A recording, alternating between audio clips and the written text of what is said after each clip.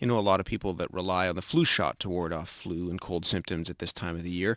But in a city as diverse as ours, many people are turning to natural remedies instead. As Mary Weens tells us, traditional Chinese medicine, TCM as it's often called, is becoming increasingly popular to ward off colds and flus. The leading factor is wind. And then we may also have cold. There may be heat. There may be dampness. There may also be dryness, right? Speaking to her students, Mary Wu summarizes some of TCM's basic concepts. And so on. We call them, in general, the 6 evils or the 6 pathogenic factors. When these pathogens invade our body, the body's vital energy start to fight, right? We call them 正气. The concept of qi is based on the ancient Chinese understanding of energy. Qi is considered the most basic substance of which the universe is comprised. When the energy, or qi, in the body is balanced and flowing freely and smoothly, there's health. Where qi doesn't flow smoothly or becomes unbalanced, the result is illness or disease, including the common cold. And while it may feel pretty evil in the middle of one, Westerners don't usually use that word to describe the cold, although the Chinese do. This is our 正气. Now the 正气 fights against 邪气. Okay? 邪气. 邪气 are the evil qi. So as soon as the wind, cold, heat, or anything from outside invade us to attack us, our vital qi start to fight. We have different qis in the body, which specific qi that are protecting us. We call them wei qi, right? Wei qi is our defensive qi. Some Torontonians only ever use the word evil to talk about the latest horror movie. But in traditional Chinese medicine, evil is very much a medical term, referring to the forces that attack the body, causing disease. And sweat, which a really great horror flick can also induce in its audience, is key to fighting colds in the Chinese system as well. This afternoon, Dr. Wu asks a student how she induced a sweat in one of her patients. I think the patient was treated by Maria, right? Can you tell us a little bit about the patient condition? What was your diagnosis? How did you treat the patients, and so on? So the patient had a haircut last Saturday, actually. So he was actually laughing about that. And it was cold during that day. He got a little bit of a scratchy throat and felt feverish, and that started the condition. Maria was a medical doctor in the Philippines for 15 years before emigrating. Here in Canada, she has no guarantee of a residency even if she goes through the long process of recertification.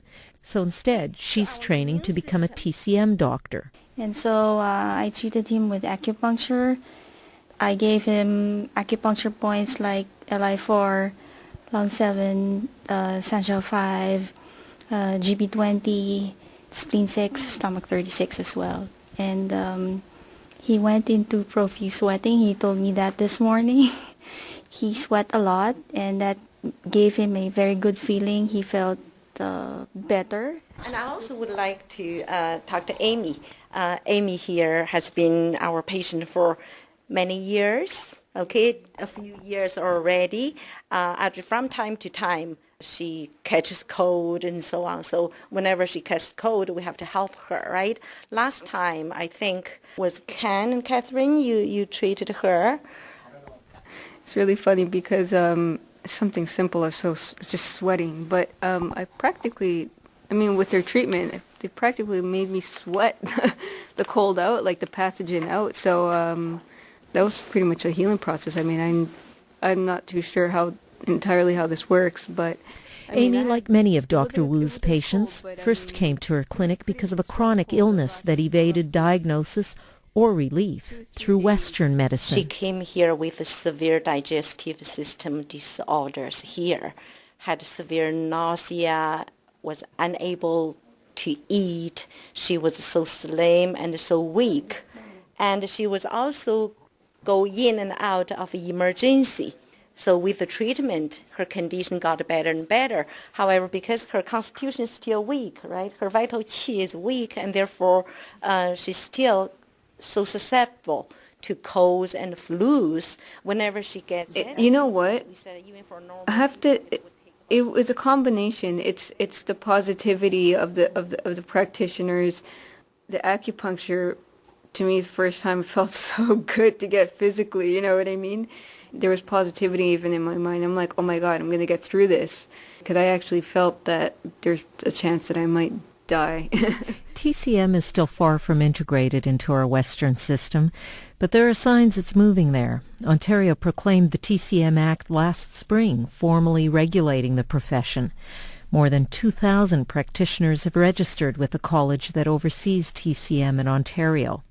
Last summer, the federal government also announced it would establish entrance exams for practitioners so they can practice across Canada without having to recertify in every province.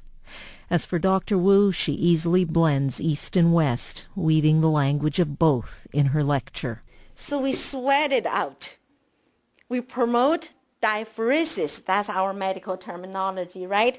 Diaphoresis, to sweat out the pathogens. It's wind, it's cold, but sometimes the patient may start to have high fever. So in that case, what should we do? We really have to clear the heat at the same time to resolve the toxins. For Dr. Wu, right? the ultimate goal is full integration of Eastern and Western medicine, a move she believes could restore some financial flow to our health care by reducing our use of antibiotics, pharmaceuticals, and high-tech procedures. For CBC Radio, I'm Mary Weens in Toronto. Mary's back in the days to come with a closer look at Mary Wu's students, who include several foreign doctors. That's coming up ahead on Metro Morning. Errol Nazareth awaits with the sounds of Brazil. We could do with a bit of hot weather music, and it's coming in just a moment's time. First, a look at your commute. Yeah, Here's something Joan. to bob along to while you're waiting in traffic. On the Toronto-bound QEW, it's a busy drive. Walker's line over to 3rd Line, approaching Mississauga Road to Dixie. Eastbound Gardner, it's a heavy drive. Kipling to Dufferin. Westbound on the Gardner, filling in from Yonge to Jameson. Park Lawn to the 427. Southbound 410 is quite busy now. Sandalwood Parkway to Steeles. And on the eastbound 403, a couple slow spots. Winston Churchill Boulevard to Mississauga Road, then again through Mavis. I'll have more traffic before 8 o'clock.